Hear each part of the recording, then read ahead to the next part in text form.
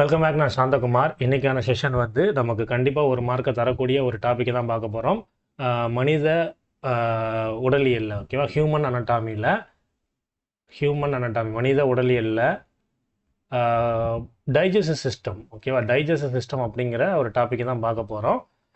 நான் வந்து கொஸ்டின்ஸ் எல்லாமே இங்கிலீஷில் வச்சுருந்தாலும் தமிழில் உங்களுக்கு தெளிவாக நான் கொஸ்டினையும் புரிய வச்சு நான் ஆன்சரும் சொல்லுவேன். ஸோ பயப்பட வேண்டாம். நான் எழுதுகிற டேர்ம்ஸையும், அதாவது அந்த வார்த்தைகளையும் தமிழில் தான் சொல்லுவேன், எழுதியும் போடுறேன். அதனால் நீங்கள் கன்ஃபியூஸ் ஆக வேண்டாம். எல்லாமே இங்கிலீஷ்லேயே வைக்கிறேன் அப்படின்னு சொல்லிட்டு கன்ஃபியூஸ் ஆக வேண்டாம். கண்டிப்பாக நமக்கு இந்த செஷன் மூலிமா ஒரு மார்க் கன்ஃபார்மாக நமக்கு பார்த்தே எடுத்துடலாம் அப்படிங்கிற மாதிரியான ஒரு செஷன் தான் இது. ஸோ ஃபுல்லாக பாருங்கள். கண்டிப்பாக டைஜஸ்ட் சிஸ்டத்தில் எப்படிலாம் கொஸ்டின் கேட்கலாம், அதை எப்படி நம்ம ஈஸியாக ஆன்சர் பண்ணலாம், எப்படி ஆப்ஷன்லேருந்து எடுக்கலாம், இது எல்லாமே நான் உங்களுக்கு சொல்லுவேன். ஃபஸ்ட்டு கான்செப்டை பார்த்துருவோம்னா, ஃபஸ்ட்டு கான்செப்டை பார்த்துட்டு கொஸ்டினை பார்த்தா நமக்கு ஒரு கான்ஃபிடன்ஸ் வரும். சும்மா கொஸ்டின்குள்ளே போனால் ஐயோ எனக்கு ஒன்றுமே தெரியல, இப்படியே தான் நமக்கு ஃபீல் ஆகும். ஃபஸ்ட்டு கான்செப்டை பார்த்துட்டு கொஸ்டின்குள்ளே போகும்போது உங்களுக்கே ஒரு கான்ஃபிடன்ஸோட ஆன்சர் பண்ணுவீங்க. ஸோ கொஸ்டினுக்குள்ளே டேரெக்டாக போயிடலாம். ஃபஸ்ட்டு கான்செப்டில் டேரெக்டாக போயிடலாம். கான்செப்டை பார்ப்போம், ஓகேவா. ஒரு மனித உடம்பு அப்படிங்கிறதுல ஒரு கிட்டத்தட்ட ஒரு 10-11 வகையான சிஸ்டம்ஸ் இருக்குது, மண்டலங்கள் இருக்குது. மண்டலம் அப்படின்னா என்னென்னா, ஒவ்வொன்றும் ஒரு ஸ்பெசிஃபிக்கான ஒரு வேலையை பார்க்கும், ஓகேவா. இப்போ நான் வந்து கண்ணை வச்சு பார்த்துக்கிட்டு இருக்கேன் அப்படின்னா, இது வந்து என் கண் பார்க்குது, அதை மூளை வந்து புரிஞ்சுக்கிட்டு நான் பதில் சொல்லிக்கிட்டு இருக்கேன், கையை காலை அசைச்சு பேசிக்கிட்டு இருக்கேன். இதெல்லாம் ஒரு மண்டலம், ஓகே. இந்த மாதிரி நம்ம சாப்பிட்ற சாப்பாடு, நம்ம வாழ்கிறோம் அப்படின்னா அதுக்கு வந்து சாப்பாடு கண்டிப்பாக வேணும், ஓகேவா. அப்போ அந்த சாப்பாடு வந்து நமக்கு ஆற்றலாக, எனர்ஜியாக அதை கன்வெர்ட் பண்ணுற, அதாவது உணவுங்கிற ஒரு விஷயம், நமக்கு ஃபுட்டுங்கிற விஷயம் எப்படி மாறப்போகுது, ஒரு ஆற்றலாக மாறப்போகுது, எனர்ஜியாக மாறப்போகுது. அப்படின்னா அது எப்படி மாறுது அப்படிங்கிறத பற்றி சொல்கிறது தான் இந்த டைஜஸ்டிவ் சிஸ்டம், செரிமான மண்டலம், ஓகேவா.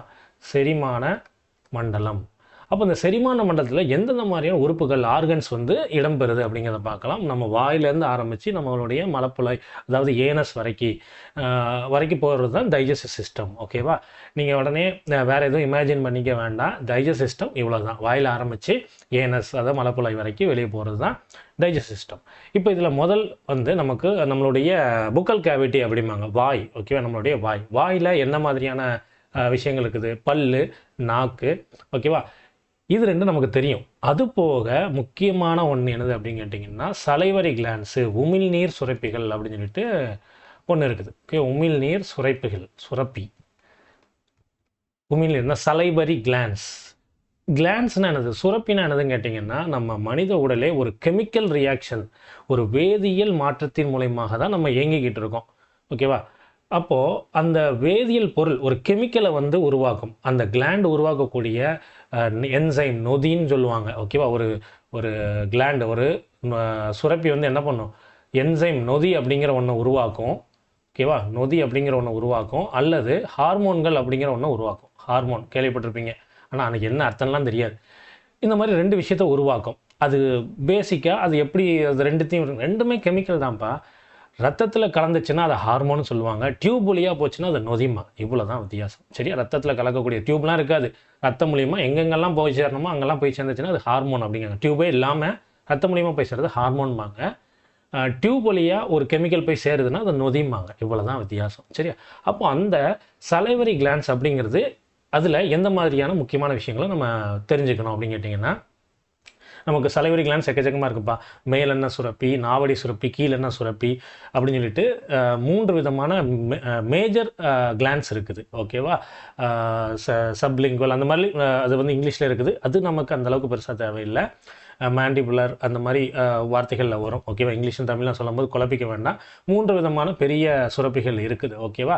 அப்போ அந்த 3 சுரப்பிகளில் ஒரு ஒரு உமிழ்நீர் வழியாக, அதாவது சலைவா வழியாக ஒரு என்சைம், முக்கியமான என்சைம் வந்து நமக்கு சுரக்குது. அது என்ன அப்படின்னு கேட்டிங்கன்னா டயலின், ஓகேவா. டயலின்.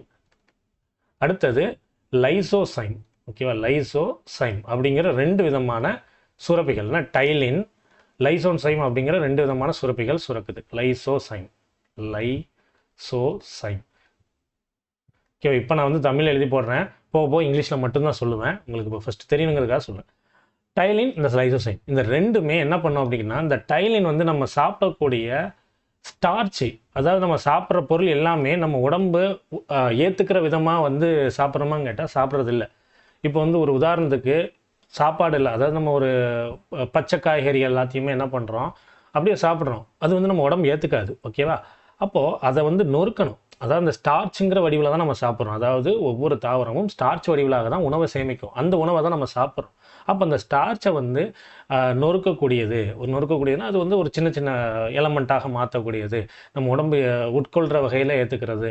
அந்த மாதிரி மாற்றுறது வந்து டைலின். இது முக்கியமான ஒரு நொதி.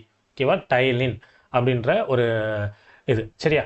அதே மாதிரி லைசோசைம் அப்படிங்கிற ஒரு இது. இது வந்து சலைவரி அமிலேஸ்க்கு கீழே இந்த 2 என்சைமும் வரும். சலைவரி அமிலேஸ் அப்படிங்கிற ஒரு நொதிக்கு கீழே இதெல்லாம் வருது. லைசோசைம்ங்கிறதுனா நம்ம தேவையற்ற பாக்டீரியாக்களை கொள்வது வந்து லைசோசைம் அப்படிங்கிற அந்த நொதி. இந்த 2 நொதியும் எங்கே காணப்படுது? நம்ம உமிழ்நீர், மனித உமிழ்நீரில் காணப்படுது. சரியா? சலைவால காணப்படுது. இது எல்லாமே நமக்கு வாயை பொறுத்த வரைக்கும் முக்கியம். ஓகேவா? அதுக்கடுத்து என்னென்னா இந்த பல்லை வச்சு கேள்வி கேட்பாங்கப்பா. ஓகேவா? இதில் நமக்கு மெயினாக கேட்கக்கூடியது 2123, அதுக்கடுத்து 2102. இது என்னது அப்படின்னு கேட்டிங்கன்னா இதுதான் நம்ம டென்டல் ஃபார்முலா அப்படிம்பாங்க. ஓகேவா? நம்ம பல் சூத்திரம்னு சொல்லி சொல்லுவாங்க. ஓகே, டென்டல் ஃபார்முலா அப்படின்னா இது வந்து அடல்ட்டுக்கு, அதாவது அடல்ட்டுக்கு, இது வந்து சைல்டுக்கு. ஓகேவா? பால் பற்கள் அப்படின்னு சொல்லி சொல்லுவாங்கல்ல, மில்க் டீத். இதுக்கு வந்து இந்த ஃபார்முலா. இது வந்து அடல்ட்டுக்கான ஃபார்முலா. இது மனப்பாடம் பண்ணுறது எப்படி மனப்பாடம்? அதெல்லாம் வேண்டாம். உங்கள் பல்லை நீங்களே எண்ணி பார்க்கலாம். ஓகேவா? நீங்கள் வந்து மேஜராக நமக்கு முன்னாடி இருக்கக்கூடிய அந்த 4 பற்களை வந்து என்ன சொல்லுவாங்க அப்படின்னா இன்சிசார்ஸ் அப்படிம்பாங்க. ஓகேவா? இன்சிசார்ஸ் அப்படிம்பாங்க. அடுத்தது அந்த 4 பல்லை தாண்டி 2 பல் வந்து இருக்கும் தெரியுமா, அதை வந்து வெட்டுப்பற்கள், கேனைன் அப்படிம்பாங்க. இதை வந்து ப்ரீமோலார், முன்கடவாப்பல் அப்படிம்பாங்க. இந்த 3ஐயும், அதாவது இந்த 6, ஓகேவா, இது வந்து கடவாப்பல் அப்படிம்பாங்க. ஓகேவா? Incisors, canine, premolar, molar. ஓகேவா? கோரைப்பல், வெட்டுப்பல், அடுத்தது முன்கடவாப்பல், கடவாப்பல். ஓகேவா? இப்போ இதில் வந்து 4 இருக்கும், இதில் வந்து 2 இருக்கும், இது வந்து 4 இருக்கும், இது வந்து 6 இருக்கும். இது அப்படியே 2ஆக டிவைட் பண்ணுறது தான் இந்த ஃபார்முலா. ஓகேவா? இங்கே பாருங்கள், இது அப்படியே 2ஆக டிவைட் பண்ணி போட்டால் 2, 1, 2, 3. இது சிம்பிளாக எப்படி சொல்லலாம்னா இந்த ஒரு இடத்த மட்டும், ஓகேவா, இந்த ஒரு இடத்த மட்டும் தூக்கி விட்டீங்க அப்படின்னா, இந்த நடுவில் ஒரு கோடை போட்டிங்க அப்படின்னா இந்த இடத்த தான் அவங்க வந்து டென்டல் ஃபார்முலா அப்படிங்க 2123. இதை வச்சு வாயை வச்சு கொஸ்டின் கேட்பாங்கப்பா. சரியா? அப்போது அந்த அப்படியே இது வந்து மேல் தாடைன்னு வச்சுக்கோங்க, இது கீழ் தாடை. இந்த மேல் தாடையில் ஒரு பாதியை தான் நமக்கு வந்து டென்டல் ஃபார்முலாவை கொண்டு வராங்க. ஏன் குழந்தைங்களுக்கு 2102 அப்படின்னு சொல்லி சொல்கிறீங்கன்னா அவங்களுக்கு வந்து இந்த கேனைன் இருக்கும், இன்சிசார்ஸ் இருக்கும், அந்த முன்னாடி இருக்கக்கூடிய அந்த வெட்டுப்பற்கள் இருக்கும், கோரைப்பல் இருக்கும், கேனைன் கோரைப்பல் இருக்கும். ஆனால் முன்கடவாப்பல் இருக்காது. குழந்தைங்களுக்கு முன்கடவாப்பல் இருக்காது, பின்கடவாப்பல், அதாவது கடவாப்பல் இருக்கும். ஓகேவா? மோலார் கடவாப்பல் இருக்கும். இதுதான் இப்போ சைல்டுக்கான ஃபார்முலா. இதை வச்சும் கொஸ்டின் கேட்பாங்க. அப்போ வாயை வச்சு நமக்கு கொஸ்டின் கேட்கக்கூடியது அந்த சலைவரி கிளான்ஸ் 3 முக்கியமான சுரப்பிகள். ஓகேவா? அது மேலன சுரப்பி, கீழன சுரப்பி, நாவடை சுரப்பி. ஓகேவா? அதுக்கடுத்து பல்லை வச்சு இந்த கொஸ்டின் கேட்கலாம். அடுத்தது இந்த இசோஃபாகஸ்ங்கிறது வேறு ஒன்றும் இல்லை, இறை குழாய் அப்படின்னு சொல்லி சொல்லுவாங்க. ஓகேவா? இறை குழாய். ஓகேவா? இறை குழாய், அதாவது நம்ம இங்கே வந்து சவச்சி அதை சின்ன சின்னதாக நமக்கு நொறுக்கி நம்ம அனுப்பிடுறோம் பார்த்தீங்களா, அது வந்து எந்த வழியாக இறைப்பைக்கு, அதாவது ஸ்டொமக்குக்கு போகும் அப்படின்னு கேட்டிங்கன்னா இந்த இசோஃபாகஸ். ஓகே, இது வந்து ஒரு ஒன் வே மாதிரி. இது வந்து கேட்கலாம், கேட்க மாட்டாங்க. ஒன் வே மாதிரி தான், மேலேருந்து கீழே போகுமே தவிர கீழேருந்து மேலே வராது. கீழேருந்து மேலே வந்தால் வயிறில் ஏதாச்சும் இரிட்டேஷன் இருந்து வாமிட் எடுப்போம். ஓகேவா? தானாக நம்ம தலைகீழாக நின்னா நம்ம சாப்பாடெலாம் கீழே விழுந்துருதா? விழாது. ஆனால் நம்ம சாப்பிட்ற சாப்பாடு வந்து ஒன் வேல அப்படியே ஒரு அலை வடிவில் போகும். பெரிஸ்டாட்டிலிக் மூமெண்ட், அதெல்லாம் நமக்கு தேவையில்லை. அந்த ஒரு மூமெண்ட்டில் அப்படியே அலை மாதிரி கீழே வந்துக்கிட்டே இருக்கும். ஓகேவா? அடுத்தாப்பில் இந்த ஸ்டொமக்கில் என்னென்ன விஷயங்கள் கேட்கலாம். நம்ம வயிறில் தான் என்ன இருக்குன்னா டைஜஷனுடைய 50% வேலைகள் இதில் தான் நடக்கும். என்னென்ன வேலைகள் அப்படின்னு கேட்டிங்கன்னா இதுலேயும் நொதிகள் இருக்குது. இது வயிறுலையும் நொதிகள் இருக்குது. என்னென்ன மாதிரியான நொதிகள் இருக்குது அப்படின்னா ட்ரிப்சின், அது போக லிப்பேஸ், ட்ரிப்சின் லிப்பேஸ்னால் பேன்கிரியாஸில். ஸ்டொமக்கில் எந்த மாதிரியான இதெல்லாம் இருக்கும் அப்படின்னா பெப்சின், ரெனின் அப்படிங்கிற முக்கியமான 2 இருக்கும். ஓகே, பெப்சின், ரெனின் அப்படிங்கிற முக்கியமான 2 விஷயங்கள் இருக்குது. இது வந்து என்ன பண்ணணும்னா பால் பொருட்கள் நம்ம வந்து உட்கொள்கிறோம் அப்படின்னா அந்த பால் பொருட்களை நொறுக்குவதற்கும் நம்ம சாப்பிட்ற சாப்பாடுகளை நொறுக்குவதற்கும் இந்த மாதிரியான நொதிகள் வந்து இங்கே காணப்படுது. இது போக இங்கே ஒரு அமிலமும் காணப்படுது, ஹைட்ரோக்ளோரிக் அமிலம். ஓகேவா? ஹைட்ரோக்ளோரிக் அமிலம் இந்த அமிலம் எதுக்குன்னா இதுவும் நமக்கு டைஜஷனுக்கு தான் காணும். அப்போ அமிலம் என்ன அமிலம் காணப்படுது? ஆசிட். HCl காணப்படுது. என்சைம் நொதி என்ன மாதிரி நொதி காணப்படுது? Pepsin, renin. அதே மாதிரி இதனுடைய pH மதிப்பு இதனுடைய அசிடிக் வேல்யூவில் தான் இருக்குன்னா இதனுடைய pH மதிப்பு ஒரு 2 முதல் 4 வரைக்கும் காணப்படும். அதெல்லாம் நமக்கு பெருசாக காணப்படும், ஆனால் அசிடிக் நேச்சரில் தான் இருக்கும். ஓகேவா? இப்போ நம்ம அசிடிட்டி அப்படின்னு சொல்கிறோம், நம்ம ஹெவியாக ஏதாச்சும் ஒரு ஃபுட் சாப்பிட்டால், அதாவது ஏதாச்சும் ஒரு உணவு சாப்பிட்டோம் அப்படின்னா இங்கே வந்து அசிடிட்டி ஏற்படும். காரணம் என்னென்னா அந்த கடினமான உணவை வந்து நொறுக்கணும். இப்போ நம்ம வந்து மீட்டாக சாப்பிட்டுட்டு இருக்கோம், இறைச்சியாக சாப்பிட்டுட்டு இருக்கோம், அதை வந்து நொறுக்கிறதுக்கு ஆசிட் வந்து அதிகமாக சுரக்கும். அப்போ அசிடிட்டி நம்ம வயிற்றுக்குள்ளே அதிகமாகும். அப்போ தான் நமக்கு இந்த அஜீரண கோளாறுலாம் ஏற்படும். அப்போது நம்ம என்ன பண்ணுவோம்? மில்க் ஆஃப் மெக்னீஷியா, அதாவது நமக்கு சிம்பிளாக சொல்லணும்னா ஜெலுசில் அப்படின்னு சொல்லி சொல்லுவோம் பார்த்தீங்களா, மெக்னீஷியா பால். அதில் நீங்கள் ஜெலுசில் எடுத்து பார்த்தீங்கன்னா அதில் வந்து இந்த மில்க் ஆஃப் மெக்னீஷியான்ற கண்டென்ட் கண்டிப்பாக இருக்கும், மேஜர் பார்ட்டாக இருக்கும். ஓகேவா? இதுதான் வயிறில் நடக்கக்கூடியது. சரியா? வயிறில் கொஸ்டின் கேட்டாங்கன்னா இந்த மாதிரி கொஸ்டின் கேட்பாங்க. ஓகேவா?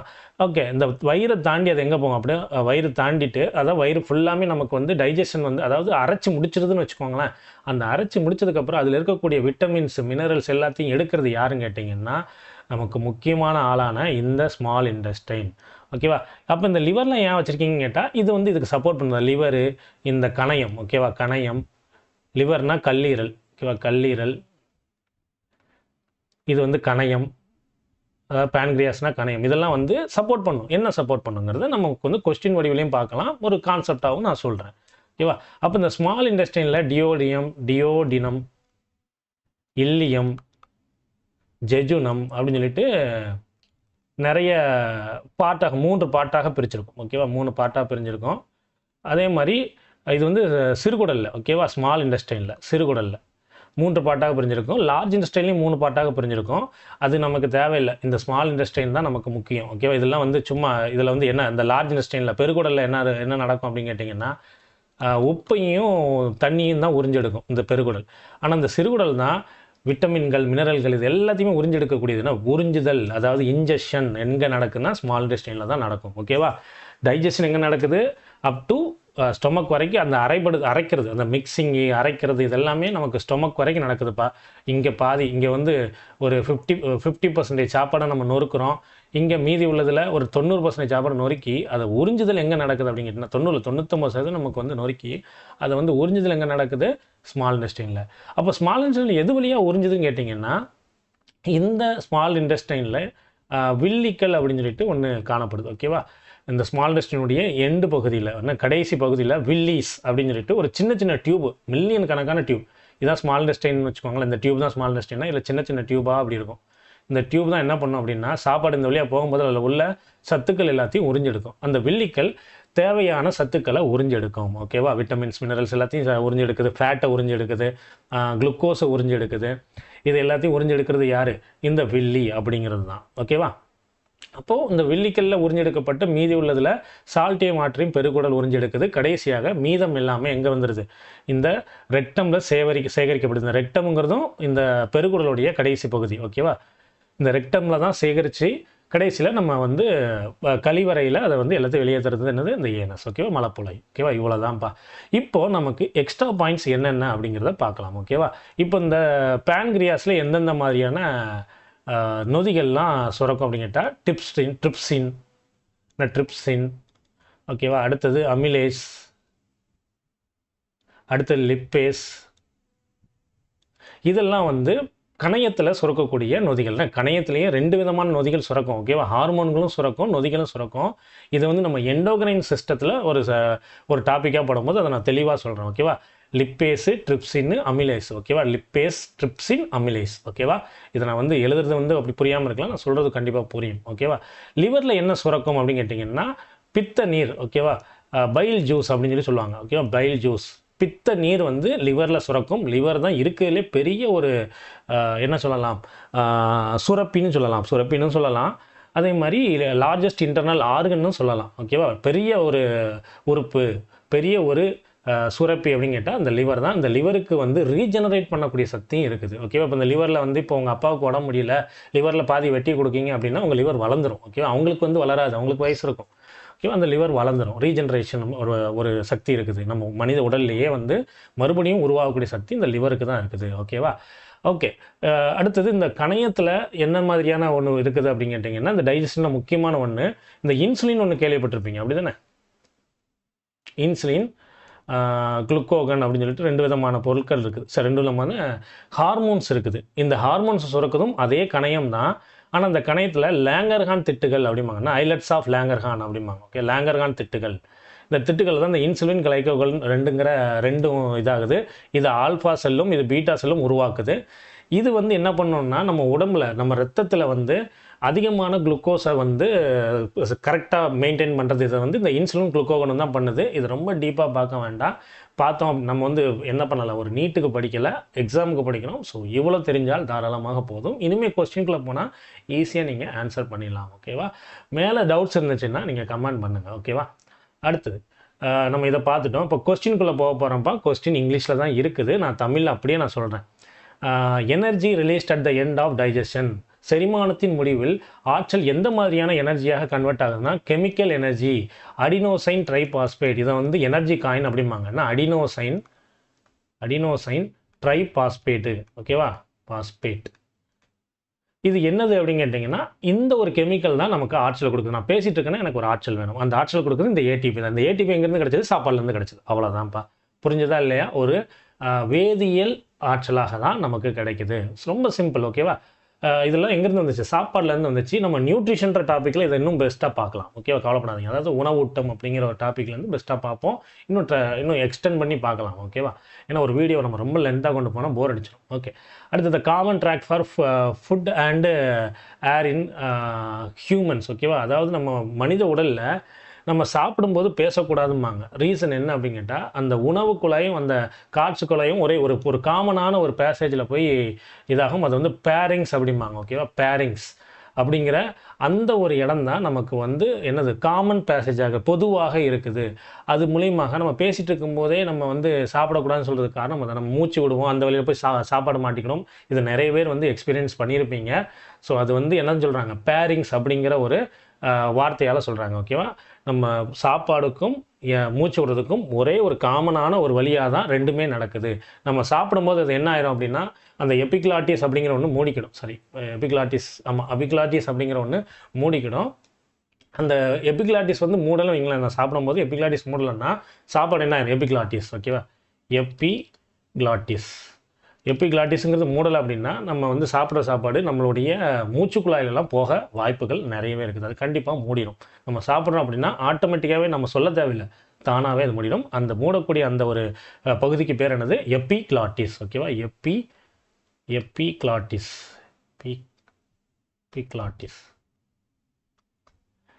சரியா? Okay. Tooth enamel made of. நம்மளுடைய பல் வந்து எனாமல்னால் வர ஒன்றுமே இல்லைப்பா. இப்படி மேலே இருக்குது பார்த்தீங்களா வெள்ளையா, அது வந்து எனாமல்மாங்க. உள்பகுதி வந்து எனாமல் சொல்ல மாட்டாங்க. இந்த வெள்ளையா ஹார்டாக இருக்கும் தெரியுமா, நம்ம உடலுடைய கடினமான பகுதி, நம்ம உடம்புலேயே கடினமான பகுதி வந்து இந்த எனாமல் தான். இந்த எனாமல் எதால் உருவாயிருக்கு அப்படின்னா கால்சியம் பாஸ்பேட்டால் உருவாயிருக்கு. ஓகேவா? Calcium phosphate. இதையும் கொஸ்டின் 2-3 ஷிஃப்ட்டில் கேட்டு வச்சுருந்தாங்க. அதனால் நான் இதை ஒரு கொஸ்டினாக வச்சுருக்கிறேன். ஓகேவா? பெரும்பாலும் இந்த என்ன சொல்லுவாங்க, ஹெர்பிவோர், அதாவது இந்த சைவ உணவுகளை உட்கொள்ளக்கூடிய அந்த மிருகங்களுக்கு வந்து சிறுகுடல் வந்து ரொம்ப நீளமாக இருக்குமா. நம்ம மனித உடல்லே நீளமான ஒரு உறுப்பு எதுன்னு கேட்டால் நம்ம சிறுகுடல் தான். 7 மீட்டர். நம்ம வந்து சைவ உணவு உட்கொள்றவங்க மட்டும் இல்லை, நம்ம வந்து ஒரு ஆம்னிவோர். இந்த ரெண்டுமே உட்கொள்வோம்.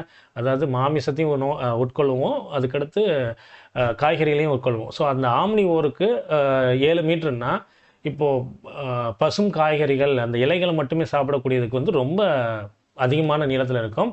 எதுக்கு அப்படின்னு கேட்டால், இந்த செல்லுலோஸ் அப்படின்னு சொல்லி சொல்லப்படுற செல்லுலோஸ் அப்படின்னு சொல்லி சொல்லப்படுற அந்த ஒரு உணவை வந்து என்ன பண்ண முடியாதுன்னா, அவ்வளோ சீக்கிரத்தில் நொறுக்க முடியாது. நம்மளாம் செல்லுலோஸை சாப்பிட்டோன்னு வச்சுக்கோங்களேன், கீரையை வந்து அப்படி பச்சையாக சாப்பிட்டோம்னா அது செரிமானமே அவ்வளோ சீக்கிரத்தில் ஆகாது. ஓகேவா?